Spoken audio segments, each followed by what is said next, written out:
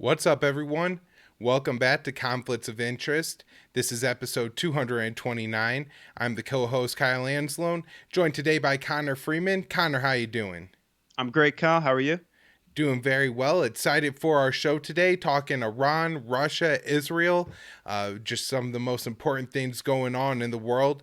And excited for you to be joining me for this one, Connor. Everybody, just remember to share the show. It's hosted at the Libertarian Institute, where I'm the news editor, and Connor is a writer. So keep your eye on the daily news roundup section and the featured articles section for our work, as well as subscribe to the Libertarian Institute All podcast feed to get this show, the Scott Horton Show, Patrick McFarland's Liberty Weekly, Keith Knight's Don't Tread on Anyone, and Tommy Solomon's Year Zero. So a lot of great podcasts there that you could subscribe to. You can also check out the video version of the show at YouTube, Rumble, and Odyssey. Follow the social media accounts at either Twitter or Facebook. The Twitter handle is at @con_interest. You can donate to the show at Patreon, Subscribestar, or Crypto, and all that information is in the show notes page. And you can also support the show by doing your CBD shopping at Paloma Verde, PalomaVerdeCBD.com, promo code PEACE. A lot of great products over at Paloma Verde. Connor, I think we'll have an announcement, or I'll have an announcement probably on the net show later this week about some new products they have coming out. So keep an eye on the website. But Connor, of all the things you've had at Paloma Verde, what do you really like? I highly recommend the soft gels. I take those after meals. You're just going to feel a lot better, help you with any inflammation, any anxiety you might have. Can even help you focus a bit more, I find. And definitely the tinctures, which are the strongest stuff you can get, and you can get it in high quantities, I should say, and different flavors. And obviously the gummy bears and things are always delicious too. So yeah, just those are my three favorites, but they've got a lot of stuff. In fact, they even have the soft gels that have curcumin in them, which add even additional anti-inflammatory benefits if you're dealing with something, some particular pains that you need to deal with. All right, PalomaVerdeCBD.com. Promo code PEACE when you spend $75 or more. That code saves you 25% and it gets the show kit back. So it's a great way to get yourself some high quality CBD products and to support your favorite podcast. All right, Connor, let's get into it. And the first thing we have to talk about today is Iran. And this week I'm actually going to tackle the Iran section. It's been a while since I got to talk about this because you've been such a good job nailing all the news down. But in the past week, we had what the Biden administration and the U.S. media attempted to bill as somewhat of a significant move by the Biden administration, and that was to restore sanction waivers for Iran's civilian nuclear program. And this is in part like something that was supposed to happen with the JCPOA. I think these were sanctions that Trump put on in 2020 and or rescinded the waivers in 2020. And so this prevented, say, another third country from doing work on Iran's nuclear reactors that they have to produce energy and medicine and all the other things that nuclear power does other than produce weapons, which Iran doesn't do with its nuclear weapons. And so, this really wasn't a big deal. And as the Iranians said in their response, that unless the U.S. is actually going to move to remove the sanctions, then the waivers really aren't that big of a deal. And so it's unfortunate that the U.S. isn't willing to take stronger stands and actually start to remove the sanctions, but giving a waiver, Connor, maybe seemed like a step in the right direction to me. What did you think about this move? I think it's at the very least a good indication that we're headed into potentially bilateral talks between the U.S. and Iran with something to show for it, like to show that the Americans are more serious than they've appeared in the past. Also could bode well for this. We're still in the eighth round. I know we're resuming they're resuming negotiations in Vienna today. So that could also mean, there's a lot of talk about this being, possibly the final round of negotiations, because everybody seems to agree that we're getting very, very close, inside of the deal in the final stretch and this sort of thing. So, and we have these political decisions that have to be made. So I think this is a good indication. And I will say this: I saw an exchange today with Matt Lee and Ned Price in the State Department press room where Ned Price is reluctant, as you've seen in some of these quotes on this. They're reluctant to say that they're giving Iran benefit or that this is sanctions relief or this kind of thing. And of course, like, the Iranians are saying it's good, but not enough. But Matt Lee was going, but does this benefit Iran? Does this benefit Iran? And Ned Price is like, no. And he's like, but he just keeps demanding him answer. He's like, well, then why are you doing it? Why are you doing it? Does it benefit Iran? I don't know. I thought it was sort of a weird bone to pick, but I'll just say that it does seem like a step in the good direction, but I think they're also trying to cover their right flank about this. Right. And I think as the Iranian foreign minister, Amir Abdullahian, I think is about how you say his name. I might be mispronouncing that a little bit, but he said that was good but insufficient. So I think, we're kind of in agreement on that. Not making a big deal, but could be a good sign. Now, one, I guess, piece of bad news that we got last week, Connor, was the story from the Wall Street Journal that says Biden administration officials say that even if they return to the Iran nuclear deal, the Joint Comprehensive Plan of Action, the JCPOA now, that Iran's nuclear breakout time would be less than a year. And they say that this is the case because Iran has, I guess, developed new centrifuge technology, like how quickly they could enrich the uranium to make it weapons grade and everything like that. And so with the knowledge that they've gained over the, period of time between 2018 or I guess 2019, because Trump left the deal in 2018, but Iran remained completely within the deal for a full year, asking Europeans and other parties to return to the deal. I think it was only after, again, a year that they started to withdraw from the deal and, do different kinds of nuclear research. They've developed like a uranium metal and a method to make it. They've installed advanced nuclear centrifuges and everything like that. Now, it's very important to remember that this would not in any way have been something Iran was doing if the U.S. remained in the nuclear deal, and it was only a response to the U.S. Under Trump reapplying crippling sanctions to Iran, what they called a maximum pressure campaign, even though Iran was at that time the UN, the international watchdog on this, the IAEA, had certified that Iran was in compliance with the agreement, the nuclear deal, up until that time when the U.S. withdrew. And that's the only thing that provoked Iran to take these steps. Now, Connor, I guess I really don't know. I want to be very clear about this. I'm not saying that I think Iran's breakout time is less than a year. And I don't think it's really that big of an issue because Iran has no interest in making a nuclear weapon. And that's really, I think, the most important point here. However, one of the things that we have to realize that even if it isn't true, even if Iran's breakout time isn't less than a year, even if Iran has no interest in a nuclear weapon, if the hawks of the Biden administration believe this, Jake Sullivan, Antony Blinken, Robert Malley even really isn't like a dove on the issue. He's the Iran envoy. Richard Nephew, the deputy Iran envoy. If they're all pushing this narrative that the breakout time is something close to 6 months or something like that, that could create a real problem for Biden returning to this deal and put some real negative political pressure on him. So I thought this was a pretty big concern that this is being reported in the Washington Post and that the Biden administration may or may not believe this. But quite a significant story. And again, not in the sense that I think it has anything, it's in any way reflective of when Iran's going to develop a nuclear weapon.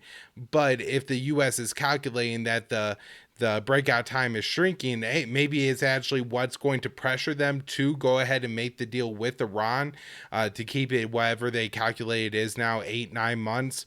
And in fact, that is kind of what drew the Obama administration into making the 2015 JCPOA deal with Iran in the first place. A lot of people like to pretend that was the U.S. sanctions on Iran that drove Iran to make that deal with the U.S., but it was really Iran's nuclear enrichment capability that drove the U.S. to make the deal with Iran when they did, to keep the breakout time at over a year. And so there's a lot of things that still need to happen for Iran to return to the deal. Part of it is Iran will need to ship off a large portion of the enriched uranium it already has.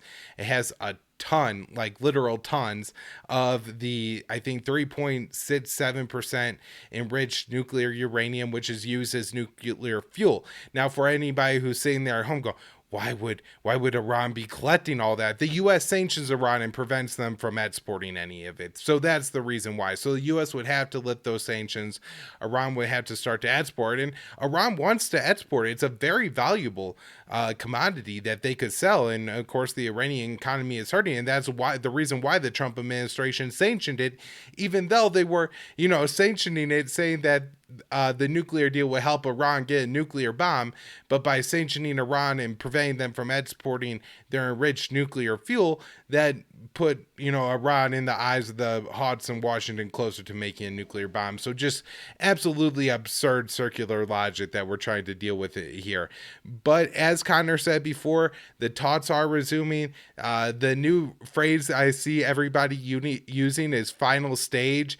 And so it seems like we're going through, what is it, like the Eagles' 10th farewell tour or something like that here, Connor, where, this is the final goodbye. Goodbye to all the fans. They got like 10 different variations of it.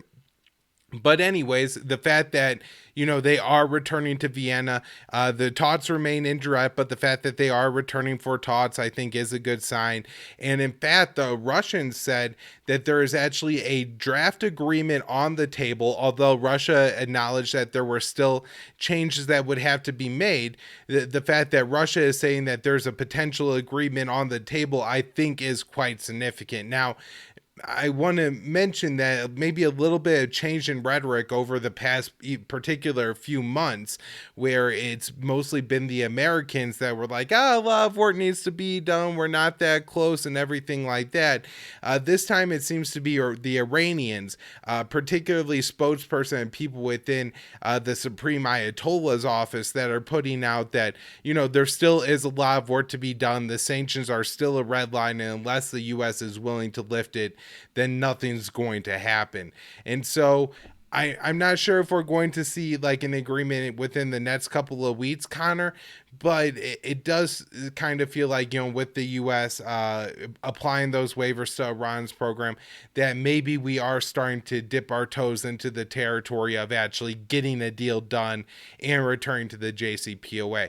Now, the problem is that the Americans are still saying that we're weeks away. Once again, this has been going on for months, that they're saying we're weeks away from Iran needing to either agree to a deal or the deal being done.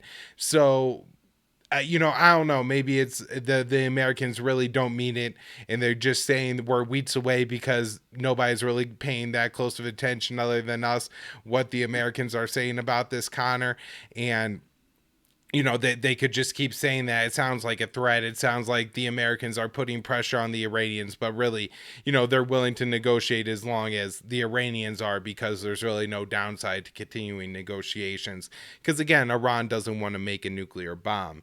Now, the main issue I see here, Connor, is that eventually the Biden administration is going to have to bring a deal in front of the American press at the very least. Like this is going to be blown up in the press if they actually move to return to the Iran nuclear deal, lifting sanctions on Iran, and then Iran returning to compliance. I imagine it will be what's one of the main stories on all the talk shows for several days, and the Republicans are absolutely rabid on this issue for no seeming reason. Like, trying to puzzle out why the Republicans hate the JCPOA so much is kind of hard. Even Rand Paul was against it in 2015. Right now we have Ted Cruz leading a letter for the Republicans. 33 have signed on, saying that if Biden returns to the JCPOA without bringing it to Congress to review, that they would essentially make life hell for the president in the Congress. That's not actually Ted Cruz's quote, but didn't exactly say the exact threats, citing different pieces of legislation and now things that I guess have been like codified in law and different provisions that, if the US were to enter into a new deal with Iran, they are supposed to bring it to the Congress.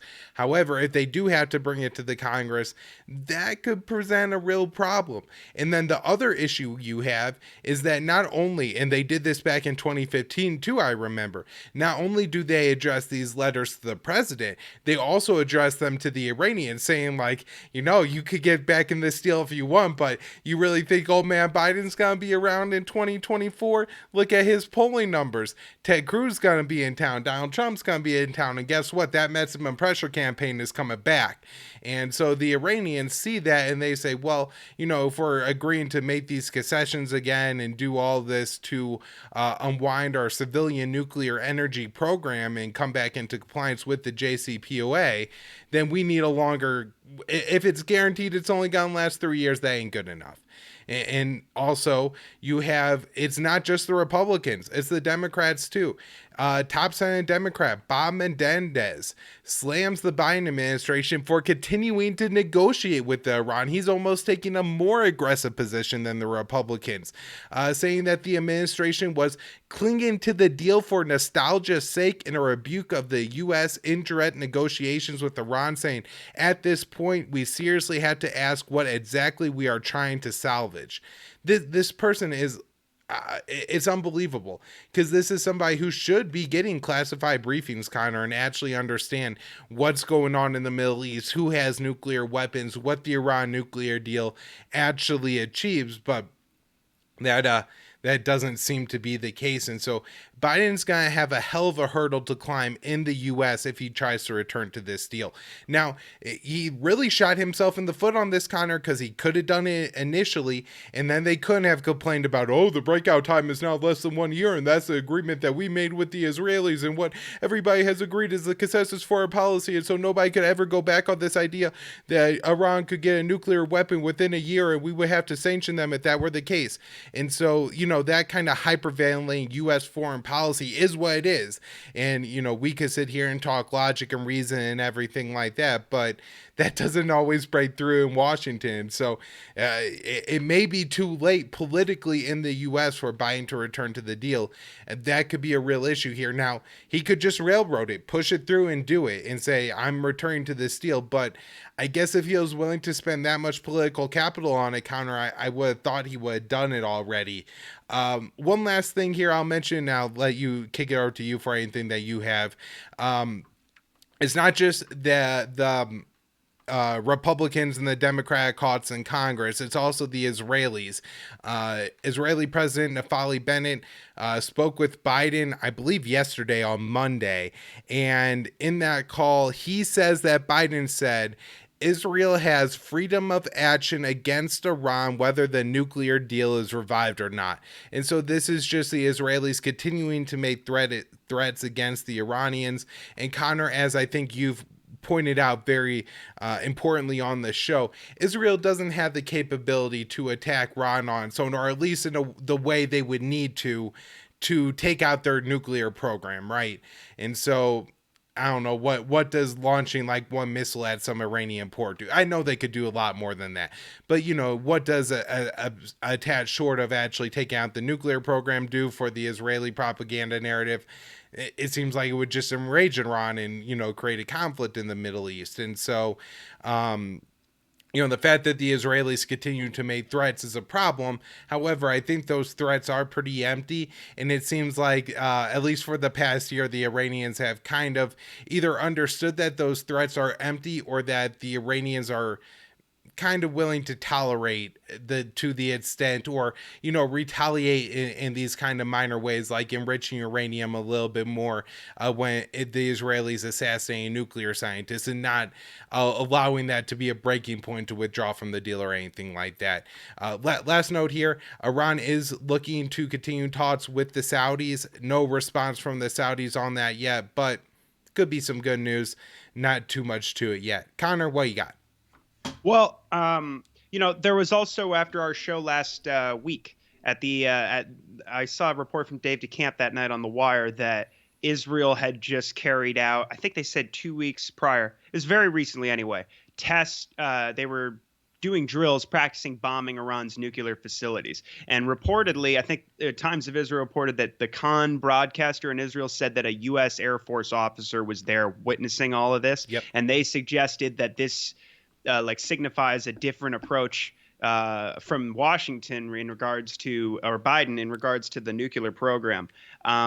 But there was like multiple jets in different scenarios, and they were practicing midair refueling, and this is the kind of thing they would need to do if they were going to bomb Iran. But yeah, I totally agree. They don't have the capability to do that. That doesn't mean like they've threatened in the past. In the lead up to the conflict in Syria and the dirty war, they were threatening Obama and back channels that they might just start a war with Iran. And then what are you going to do, basically? Like, we may just go ahead and bomb their facilities. Because at that point, it's kind of it's a fait accompli. Like, the Americans would have to come in and defend Israel, which it shouldn't be the case. But unfortunately, that's the politics. Now, you got me thinking that, we were so elated when Nephew got kicked off the negotiating team. He's still the deputy Iran envoy, like you said. So that doesn't mean, he might have been the leak in the Wall Street Journal saying that, the breakout time, and this is throwing a whole wrench. And it's interesting that Menendez is parroting the House Republicans who sent that letter to Blinken recently, where they said you should break off talks now. It was over 100 representatives from the House who were saying that just end it now and reimpose heavy sanctions or harshly impose. Like, Biden hasn't lifted any, he's added more. So like, even Menendez, they have to come up with like adverbs, or like, you should vigorously enforce the sanctions. So it doesn't look good. It looks like they're trying to box Biden in. I think the Israelis and of course the Congress, it's the usual thing. And there could be factions within the Pentagon that are saying that kind of stuff about the breakout time, because even if they don't want a war with Iran, ultimately, it's a huge justification for, money going to the Pentagon and to the intelligence community, the fake Iranian threat. Now, the other thing, too, is if Israel so that Times of Israel report that came out last night, the one that Dave was reporting on, if you look into it, if you read it, there's an Israeli official in there who's unnamed, because Bennett said last week that he goes, I hope these negotiations end with no deal, and that our campaign to weaken Iran has already begun. And so somebody put some meat on the bones of what that campaign is, an anonymous official in this Times of Israel report, and they said that it's going to be multi-year. Like, the guy says it's not going to be for just 1 or 2 years. And they go, we're going to weaken them economically, diplomatically, carry out targeted killings, cyber warfare, covert, overt, like all these different things. And they said, we're going to keep them busy with themselves. And they go, we've had an internal gap we haven't had an internal plan B. We're closing that gap with hundreds of millions of shekels, updating our intelligence and military capabilities to deal with Iran. We already know they've put, added billions of dollars to their budget, to prepare for this, attack on Iran, or at least that's nominally what they've said. I mean, if they carry those kinds of things out, it's going to be difficult for Iran, like you said. I mean, they could, I suppose, enrich some uranium, but they've already said that they won't enrich beyond 60%, and they're already doing that. And arguably, that's what's gotten the Americans to come as far as they have, even if they don't return to the deal, like you said. So, unfortunately, I think again, we're in a bad spot. But the best bright spot I saw was the Iranians said that while they emphasize that our red line is getting the sanctions relief that would be necessary for us to reap the benefits of the JCPOA. But they did say that significant progress had been made on guarantees for sanctions relief, which is kind of difficult to square since we're not in the room. But at least that sounds like a good thing. And the fact that their red line is really the main thing. It's about the scope of the sanctions relief. So I think that's their political decisions, ultimatum to the Americans, that like, you're going to have to do this. And then I think you're right. I mean, if they made the guarantee about, if he might mean that Biden said, okay, well, I'll commit to it for my duration, like my term's duration. If the Republicans come into office, which they likely will, and then rip up the deal, which Ted Cruz was saying that last year. I know Dan Larson cites that often in his articles on Iran. It's like a tweet, I think, actually. But nevertheless, that's, of course, what's going to happen. But that shouldn't matter. I hate to say this, but that politically won't mean much to Biden as long as he returned to the deal and gets, at least from people like, I mean, there's got to be. I don't think the Democrats, the representatives, the politicians themselves, I think they're awful in the JCPOA for the most part. But I think the Democrats, by and large, and I think I've seen polls as well. I mean, most Americans, if you explain to them, as long as they're not Republicans, will probably understand that this is a non-proliferation deal, that Iran, even if they don't understand that Iran never sought nuclear weapons, and the CIA has even said they're not seeking nuclear weapons and that they're not, going to reach beyond 60%, even if there is no deal. These things, I think they basically understand that it's, it's the most comprehensive nuclear inspections regime in history. So, why say no to that, really? And it takes war off the table. I mean, they should be able to understand that, because most people now have more consciousness about the neoconservatives and their big, fetish for a war with Iran in particular. So, why not take that off the table? So I hope Biden can sell it in that way. All right, Connor, before we move on and talk about Israel, I want to mention Venezuela real quick, because this is tied, I think, pretty closely to Iran now. The U.S. policy against Iran and Venezuela is pretty similar. At the end of the day, it's really a regime change policy in both cases. I guess with Iran, the pretext of the sanctions is the nuclear issue. But in both cases, there's a maximum pressure campaign started by Trump. Biden left it on inexplicably. And now we have Iran shipping concentrate or condensate to Venezuela. And this is apparently a chemical that can be used by Venezuela to dilute their heavy crude oil enough that they could pump more of it. And, this shipment came in February of 2022, but Venezuela, with the shipments of this chemical from Iran during 2021, was actually able to double their daily sale of oil to 900 barrels per day in December. And so quite significant that Venezuela has been able to do this with the help of Iran. And I think it goes to show a couple of things. One, I've been talking about for a very long time, like going back almost 4 or 5 years now on this show, that if you sanction every country, they're going to find a way to do business with each other. And as much as the U.S. like trying to be the pirates of the high seas and everything like that, and steal all these Iranian ships that are going to Venezuela, practically I think it's actually kind of difficult to do. And so the ships are making it there, and the Venezuelan government is able to generate some funds, which are desperately needed by the people. Estimates are tens of thousands, if not more now, have died from the U.S. maximum pressure campaign in Venezuela. Of course, the number for Iran is also tens of thousands. And so these countries are finding a way to do business. There's no really shaking among the Maduro regime, or I shouldn't call it regime, the Maduro administration, or the Supreme Ayatollah and the Islamic Republic of Iran. These two countries are these governments are very firmly in place within their people, despite the U.S. maximum pressure campaigns. And in part, it seems that, it's the mutual cooperation between the two governments, which I only imagine will continue to get stronger in the future. And also, if the U.S. keeps up its economic warfares against countries like Cuba, Russia, Syria, and China, I expect them to more thoroughly join in with these kind of trading agreements. I'm sure China maybe is a country that benefits off of this chemical making it from Iran to Venezuela, because of course China buys Venezuelan oil. Want to mention that the U.S., as a part of their sanctions campaign in Venezuela, bats this guy Juan Guaido, who is just some guy who claimed power in Venezuela. He was the head of the opposition Congress in 2019. He, is like an elected representative of the country, and it's not exactly a one-to-one comparison to say that this would be like Venezuela recognizing Nancy Pelosi as president of the United States. That's kind of what happened here. Although, Guaido had far less legitimacy and name recognition than Pelosi would in the United States. I think it would be more like, whoever your congressman is. For most people, nobody outside your district really knows who your congressman is.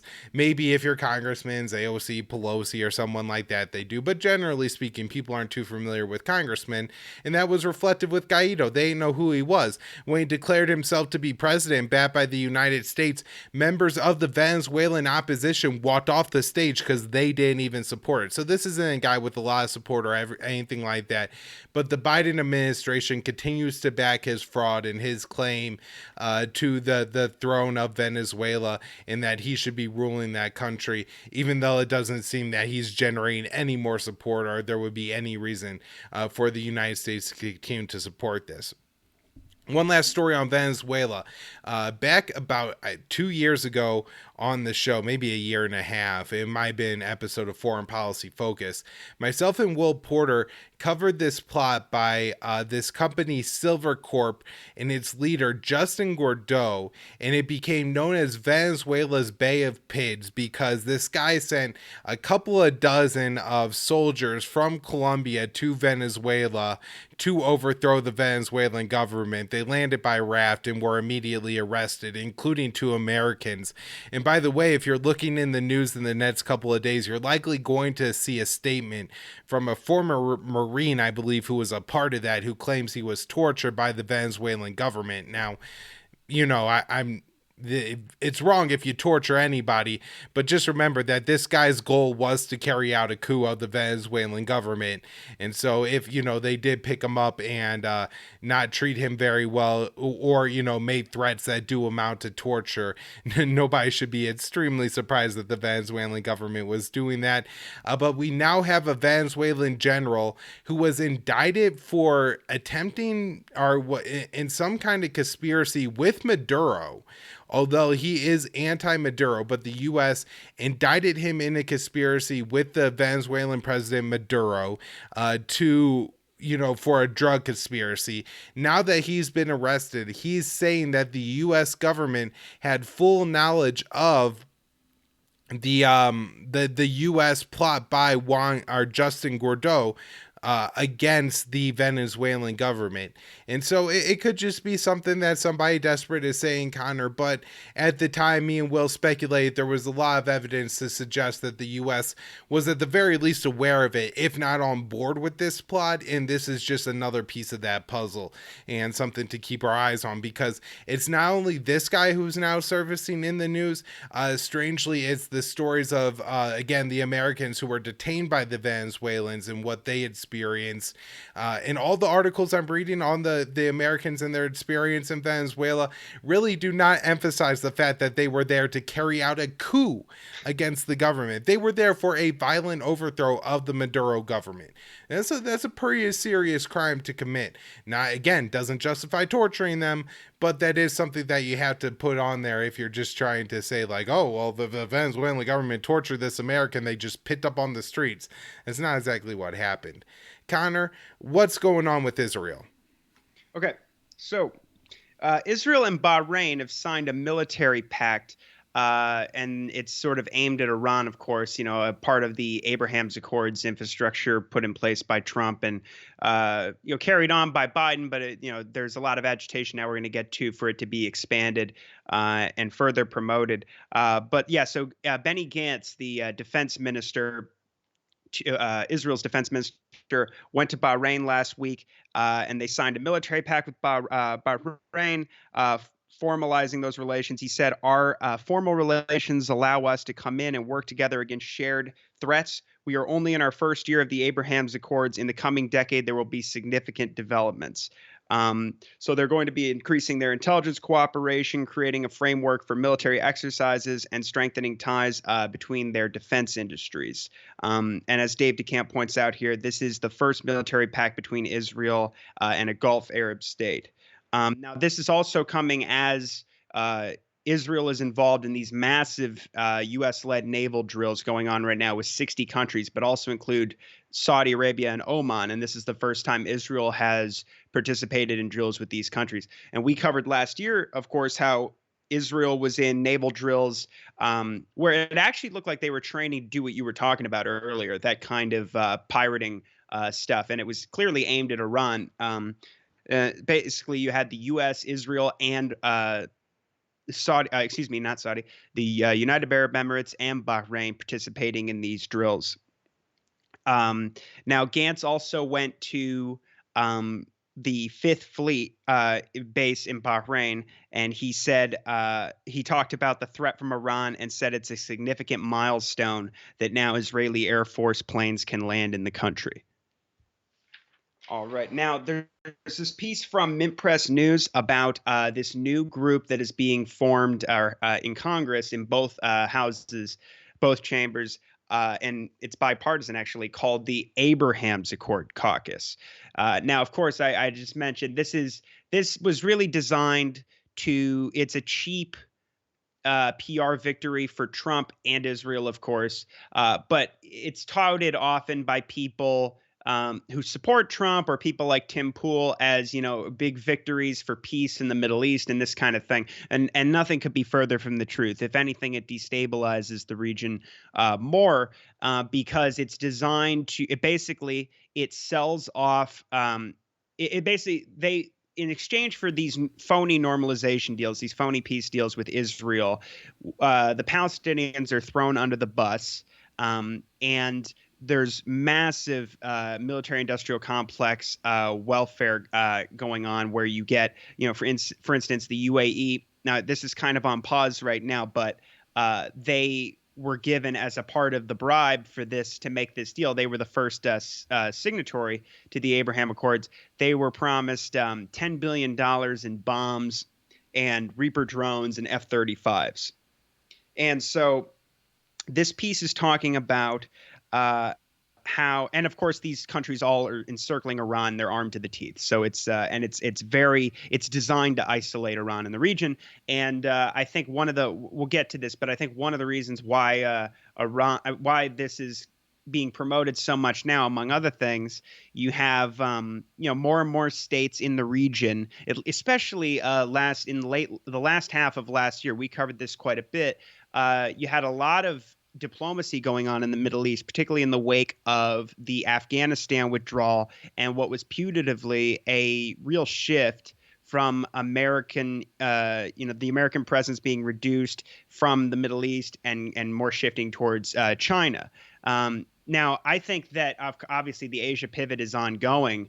I don't think that's going to stop. I think it's becoming more dangerous. But at the same time, we're hearing more and more from people like Brett McGurk, the National Security Coordinator for Middle East Affairs, saying that we're going back to basics. And this has been written about quite a bit lately by Trita Parsi and Anel Shalin and Dan Larison.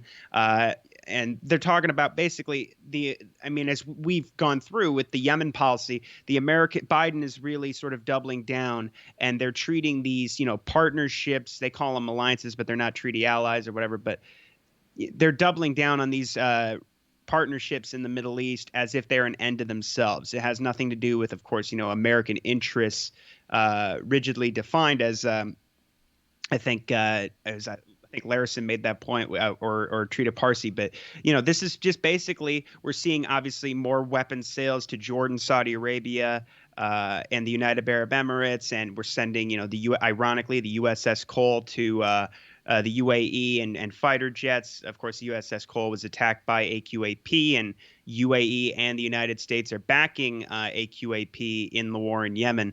And so this is obviously going to escalate the war and deepen our involvement. But back to this, they call it a cheerleading squad. This is what the co-chair, Senator James Langford, the Republican out of Oklahoma, has called this Abraham Accords Caucus. So I think, as I'm getting to, they're promoting this for those reasons, because I think that they're also very concerned about China getting more involved in the region. As we talked about, the UAE is one of the UAE and Saudi Arabia are globally, I think, in the top 3 countries for Chinese construction projects. And of course, there was this controversy over a Chinese port being built in the UAE, and this caused a pause in the F-35 sale. And the UAE tilted toward France, buying, I believe, like for $19 billion, 80 Rafale fighter jets from France instead, or at least as an interim measure. But so now you've got this, this caucus promoting this, and so they quote here from the Institute for Middle East Understanding, who speculates that the caucus's top priority is passing, or one of them is to pass this Israel Relations Normalization Act, which Congress is pushing right now, which would require the State Department to promote normalization between Israel and these Arab countries. They say, in addition to the problematic nature of reifying Trump administration deals with authoritarian regimes, this legislation is controversial for additional reasons, among which are a statement of policy to oppose efforts to delegitimize the state of Israel. In other legislative initiatives, this vague phraseology has been used as coded language to propose the suppression and even criminalization of freedom of expression to criticize Israeli policies. They also suggest that that basically this is also, has to do with some of the horrible PR that Israel has been getting recently. You just covered last week the new Amnesty International report that said, following in the footsteps of Human Rights Watch and B'Tselem, the top Israeli human rights organization, that Israel is committing crimes against humanity, and namely apartheid, that Israel is an apartheid state. And also they're very concerned, advocates of this caucus and these Abraham Accords measures are very concerned, of course, that they don't think Biden is, pushing to, add on to the Abraham Accords enough. And they're also concerned that because of, and I don't think they do nearly enough, obviously, but they're also concerned that there's indications that Congress, particularly the Democrats and, the squad, are not as supportive of Israel as we've seen in the past, where there's been, pretty much bipartisan, unconditional support for Israel. So, they make a point. They interview a guy named Zaha Hassan, who's a policy analyst at a Palestinian think tank, who says, we named Al Shabaka. He explains to Mint Press that we have organizations like Human Rights Watch and various Israeli legal and human rights organizations talking about apartheid in Israel-Palestine. And just at that moment, we're having this conversation. There's all this uptick in activity around talking about peace, prosperity, regional economic integration, and expanding the Abraham Accords. That's now become the focus of attention. And he suggests that it's a diversionary tactic. He says it's trying to find a new direction for the conversation to go in, recognizing the peace process can no longer be used as an excuse. The idea that it is that since there isn't a possibility in Israel or among Palestinians for a peace agreement, we should focus instead on bettering the economic situation of Palestinians in the region writ large. And of course, that's not really going to happen. Of course, this is just meant to cement the occupation and to give these, sort of nods to Israel. I think Pompeo actually explicitly said this, that it sets this precedent that you can get these Arab states to normalize their relations with Israel while taking, Palestinian, a two-state solution, or, Palestinians being treated, given their full human rights and treated as just, full citizens of a single state under, with the right to vote and their civil rights under a single democratic state, takes all that right off the table, and you just cut to the chase and give them a bunch of arms. And then, as William Hartong mentioned in a piece you ran at antiwar.com today from Responsible Statecraft, it's now coming out even in the New York Times that a big part of the agenda from, the Israelis were, handing out their, selling anyway, the Pegasus spyware from the NSO group to countries like the UAE so that they could crack down further on their dissidents. And of course, this is linked with, myriad human rights abuses in the UAE as well. So, and you were just reporting now on how recently on how Pegasus is being used by Bahrain as well. So, they say that the announcement of this new caucus is being accompanied by praise and welcome from not only Biden's administration but from the Bahraini government. There's, as they say, giddy articles and op-eds and editorials promoting the Abraham Accords of the caucus, and they're pressing Biden to do more to expand. Let's see. So they also make the point. Lara Friedman here from the Foundation for Middle East Peace says that this bipartisan congressional enthusiasm for expanding Arab normalization with Israel stands in stark contrast to decades of Congress's demonstrated apathy, timidity, antipathy, and outright obstructionism with respect to anything related to trying to secure normal rights for Palestinians. Let's see. So they're also trying to get Biden, to offer more and more like sweeteners and deals, like I just said about the UAE, and where they basically recognize Morocco's claims on the West Sahara. So this is, they're advocating these kinds of policies to expand the program. And they also make the point here that some of the first follow-on agreements between Israel and the UAE involve settler enterprises, mentioning that established trade partnerships between businesses operating in the illegal Israeli settlements and the UAE, and how delegations of settler councils visited the Gulf state following normalization. And so they say, so Israel's incentive with the Abraham Accords is really to solidify its control over the West Bank. And last thing I'll say is that this caucus is being supported by the Atlantic Council, the Abraham Accords Peace Institute, AIPAC, the ADL, the American Jewish Committee, the Israel Policy Forum, Christians United for Israel, which is, Pastor John Hagee, the lunatics, right-wing Zionist group, and B'nai B'ruth, and a bunch of these other organizations. So they are not interested, obviously, in making peace with the Palestinians. And this is about, of course, solidifying, what they view as Trump's gains and getting to, we also reported recently that Yair Lapid said at the onset of this new year that they're very concerned about this conversation, this global conversation about more and more of Israel's crimes against the Palestinians coming to light. And this conversation, which I think he described as radioactive, about Israel being an apartheid state. And they said that we need to, come up with, ways to combat this. And I think we see here Congress actually doing their work for them to a large extent.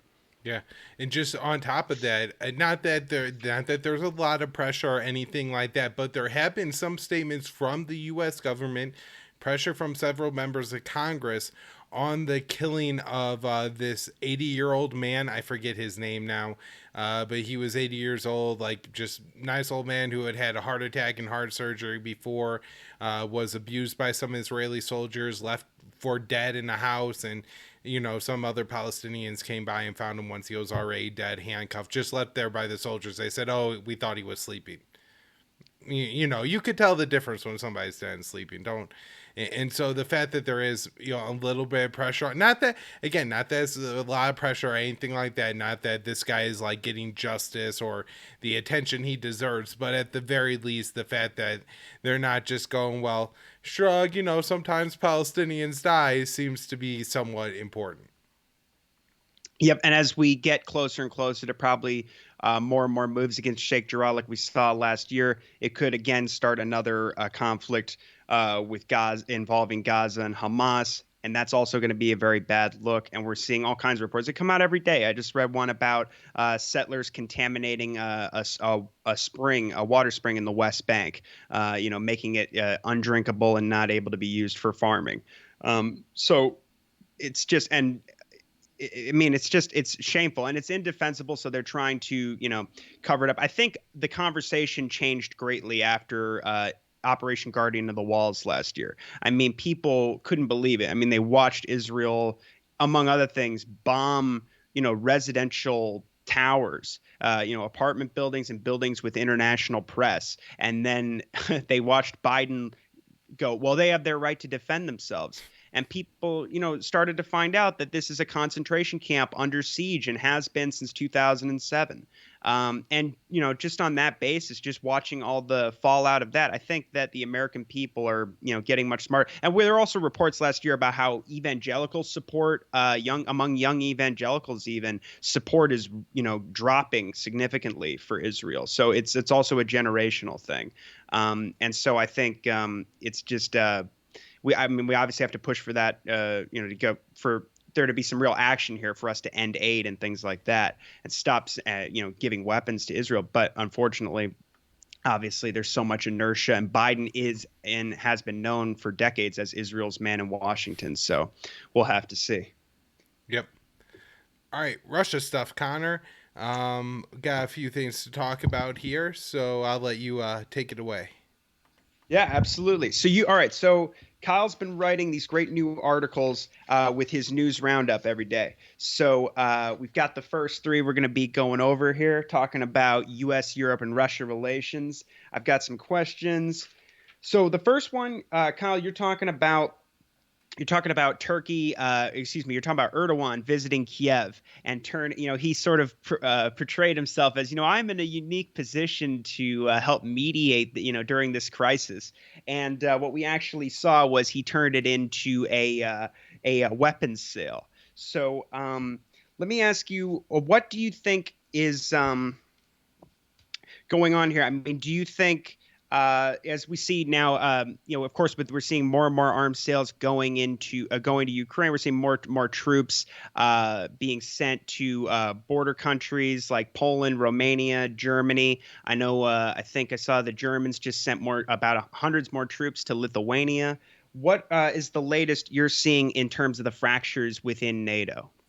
Yeah, so Turkey plays an interesting role here because they are a NATO member state and have been threatened with sanctions for the U.S. for buying the Russian S-400 air defense system. Sophisticated, advanced military technology. They have been at odds with the NATO policy, very much so in Syria throughout the Syrian civil war. The Kurds that the U.S. bats and that are deemed as some kind of great forces, enlightened Muslims in the Levant are the ones that we bat, but are seen by Turkey as terrorists, and so this has created some real tensions. And then we now have, of course, Turkey, because of those tensions, even though at one point during the Syrian civil war they shot down a Russian jet, I think have moved a little bit closer to Russia. Turkey, though, has also, I think grander, maybe pan-Turkish ambitions. They meddle a lot in Central Asia. They, I think, largely were driving not only Turkey, but as far as an outside power, were probably, aside from the Azeris, the biggest driver between the conflict in, what was that, 2020, between Azerbaijan and Armenia in Nagorno-Karabakh. And so, we've seen Erdogan sell drones to Azerbaijan, to Ethiopia, and also to Ukraine. And so in one way this guy is just a big arms dealer, but in another way he was saying like, hey, I do have a relationship with Putin, I have a relationship with Zelensky, who's the Ukrainian president, and maybe I could work something out here. And so when I was talking about on the show, I was like, interesting. I don't really think Erdogan is the guy that's going to bring a resolution to this situation, but maybe if really it's just like a thawed issue or something like that, that there would be room here. But that's not what happened. When Erdogan visited, he confirmed a weapons sale and inked an agreement to allow Ukraine to manufacture armed Turkish, the Bakatar, I think, TB2 drones. These things are pretty big. They're like a scaled down version of a Reaper or Predator US drone. And so they've already been used in battle by Ukraine in the past, and ramping up more would of course be a pretty significant weapon sale, I think. Also important to note that Ukraine is working and developing its own homegrown missile program. I think I talked about this already on the show, but they are developing missiles that will have the range to hit Moscow, and also Neptune missiles aimed out at the sea. And so Erdogan's visit did not end up as the peace accord as he initially painted it out to be, and turned into more of a weapons sale. You also have, as you're mentioning, some divide. While the British government in particular is sending another 300 troops to Poland, but anyways, with the British troop deployment, you also see that they're, I think, one of the still more hawkish, other than the Americans, in all this, with the Ukrainians being actually a little less aggressive than those two, and looking to scale back rhetoric. So I think that's what I had in the first roundup that I want to talk about, Connor. Well, I wanted to ask you though. with the you get into hear about the incident between Matt Lee and Ned Price over the claims about the false flag video where they would show casualties and fake corpses and this kind of thing, and frame Kiev for a genocide against ethnic Russians and all this sort of thing. Do you think, how much of this do you think is a reaction to, or at least trying to are we trying to distract from the revelations that came out in the Spanish press? Because I know you warned that the Hawks might see some things in there that that they don't like. So are there different factions trying to either distract attention from that, from the concessions that were made by America and NATO, or at least some of the things that were offered that maybe the Hawks don't want? Maybe arms control and things of that nature. What do you think is the angle here? Why is how do you explain the uptick in the information war? We are seeing things from the Post. I think in your second article you mentioned about how they're saying that there's going to be, the attack could come where you could see 50,000 casualties and 5 million people displaced, at 25,000 people in Ukraine's armed forces killed. Sullivan went out and boasted about how there could be an insurgency and how we could make this very, very strategically costly for the Russians.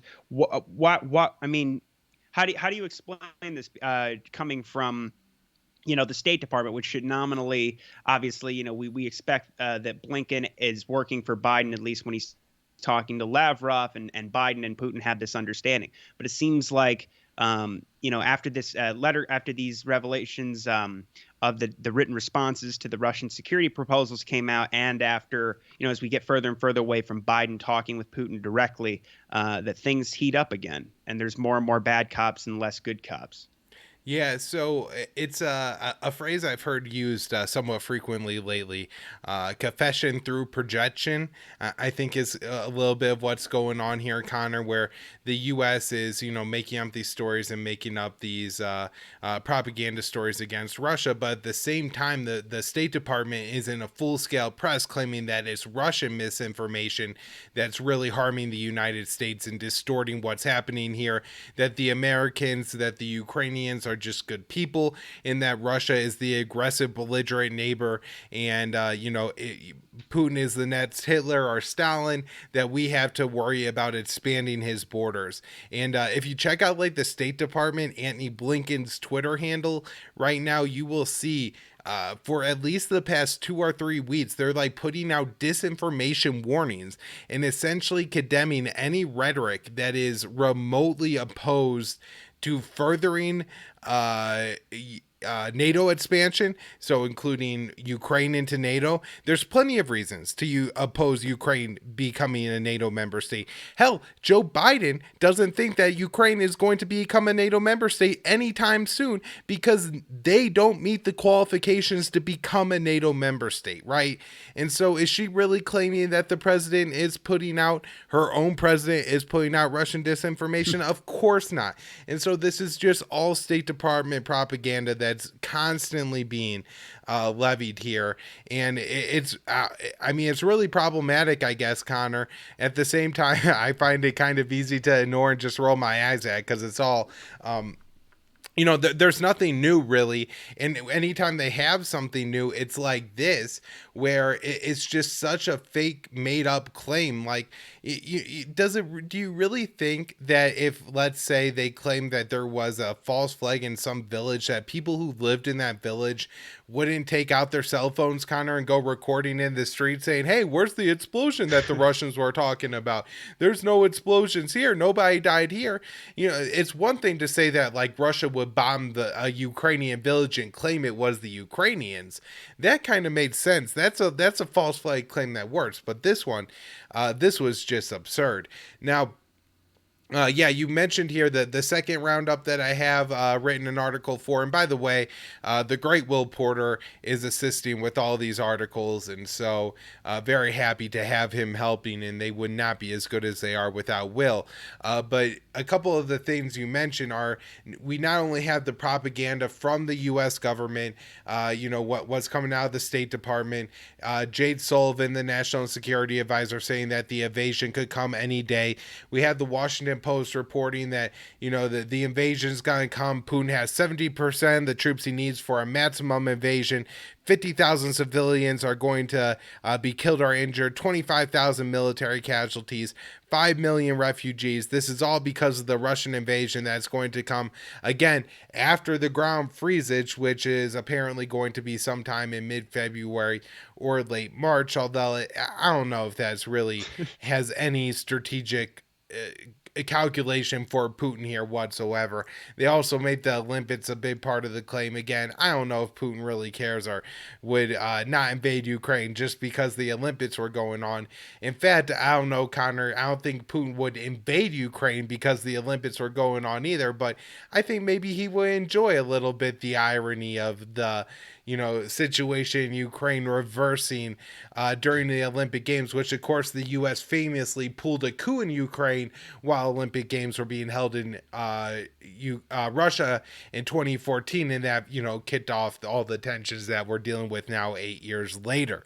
So we do have this statement from Ukraine's foreign minister denouncing the American forecast as apocalyptic predictions, and Zelensky continuing to, say that he doesn't think that there's an increase and that Americans are creating a crisis. I mean, maybe the Ukrainian government is downplaying this a little bit, Connor, but at the same time, the fact that you also have French President Emmanuel Macron on the day before he travels to Russia saying that the geopolitical objective of Russia today is clearly not Ukraine, but to clarify the rules of cohabitation with NATO and the EU, saying that they're, looking for talks, looking and not looking for an invasion. And then, of course, we had yesterday the meeting between Joe Biden and Olaf Scholz, the German chancellor, along with the meeting between Macron and Putin. So between the Biden and the Scholz meeting, I think the most important thing, Connor, is, of course, that Biden said that the pipeline would be turned off, and Scholz said, well, we're in step with our American allies, but definitely stop short of saying that, yeah, we agree, we're going to sanction and shut off the Nord Stream 2 pipeline if Russia invades.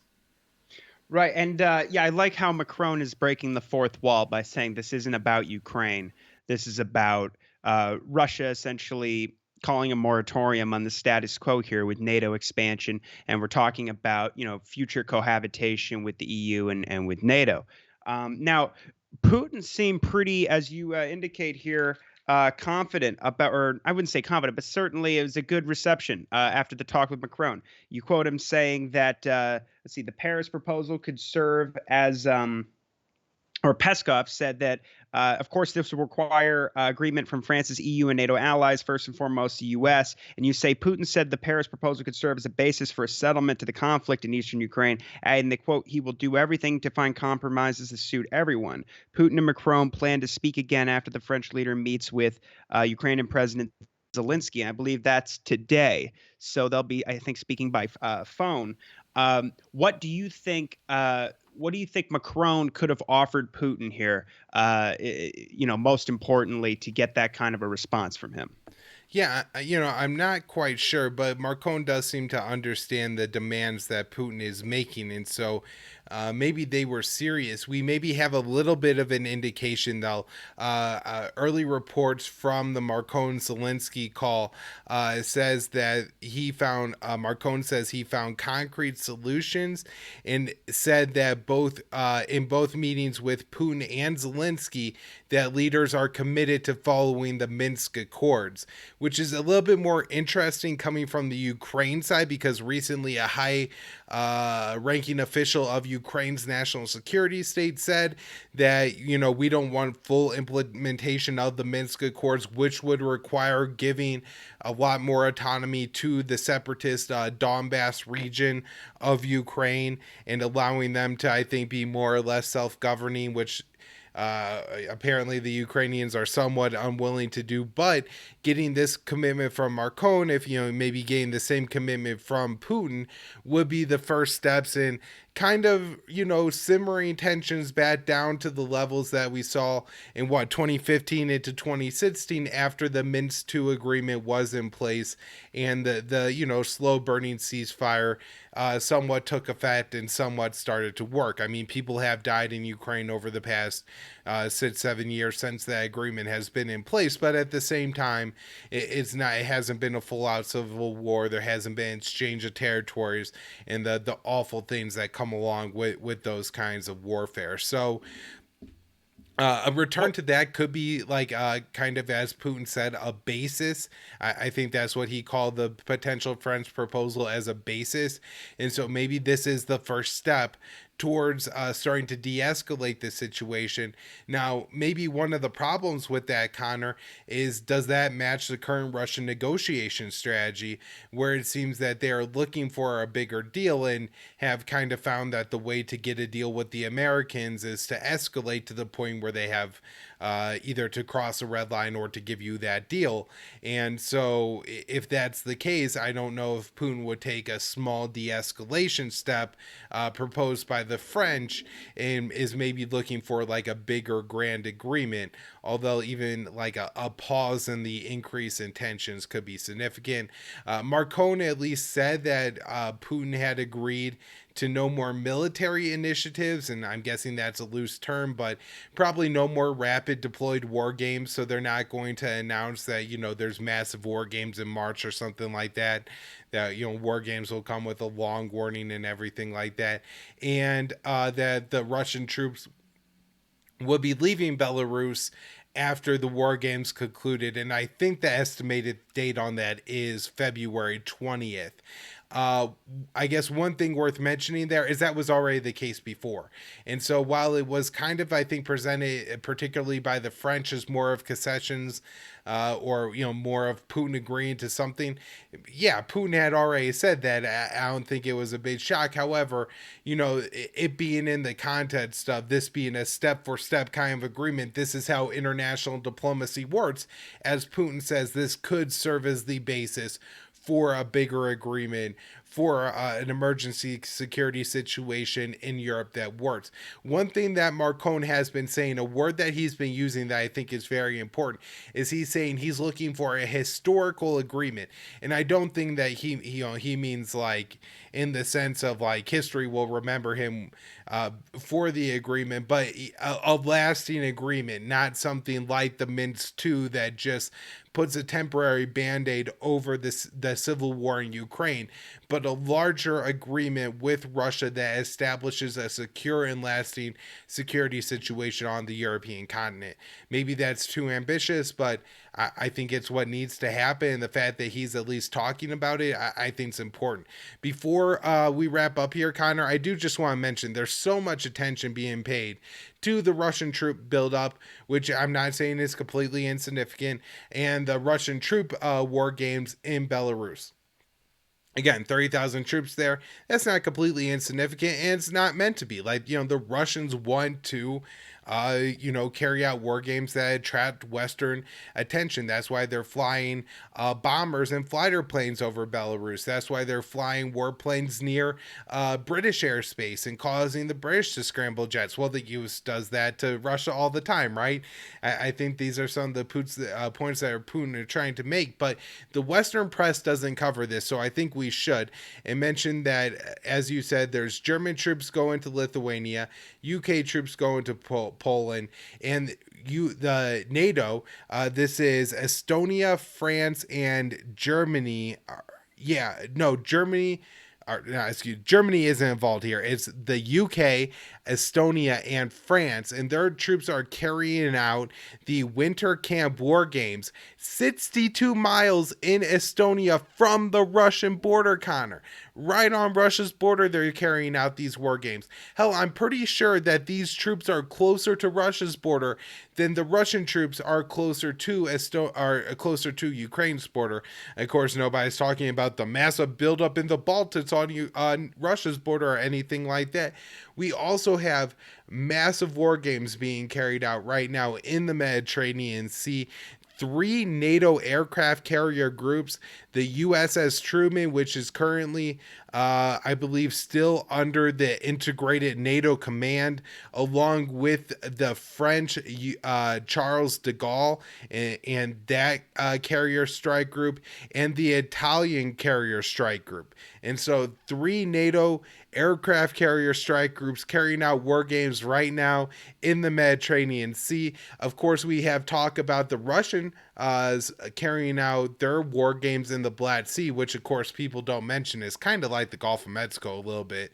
And the Mediterranean Sea certainly isn't like the Gulf of Mexico. And so, you would think the American war games would be a little bit more concerning than the Russian ones in the Black Sea, but that's not the way it's presented in the American press. We never have American aggression. It's always Russian aggression. Absolutely. And before we do wrap, I want to talk. Speaking of things that aren't going to get covered in the American press, let's talk about this report in TASS about the potential THAAD, or at least that Ukraine is requesting THAAD missile deployments, missile defense deployments, and radars to. I think it's in Kharkov in Ukraine, which is very close to eastern Ukraine. Or close to the Donbass region, I should say, but it's actually, from the looks of the map, it looks like it's even closer to the Russian border. Mm-hmm. Yeah, and so this is a report. TASS is a Russian government news outlet, right?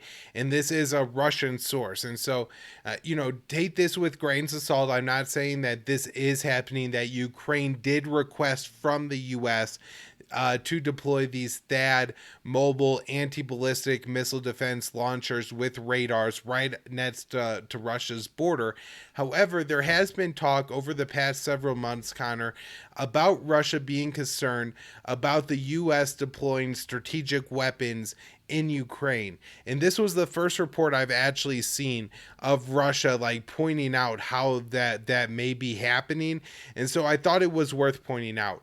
This could just be Russia throwing things out there and seeing if there's any truth to it. It's possible that some Ukrainian official said this but really doesn't have any authority, or it's absolutely possible that the Ukrainian government is actually seeking these systems. However, as I point out in that article, that this is a potential pitfall of any diplomacy, a major NATO military escalation in Ukraine, and I think deploying THAAD there would probably achieve that mark, although I think the Patriot missile batteries that the U.S. has in Poland and Romania would be more problematic. And so maybe that's one of the reasons why I gave this a little bit of credibility, is that they were talking about the THAAD systems, which I think maybe Ukraine would see as being some kind of middle ground they could take, where they can't get the Patriot ones, but they could get the THAAD ones, both being air defense systems and everything like that. Of course, the Patriots present more of a problem because the launchers for the Patriot missile interceptors can also be used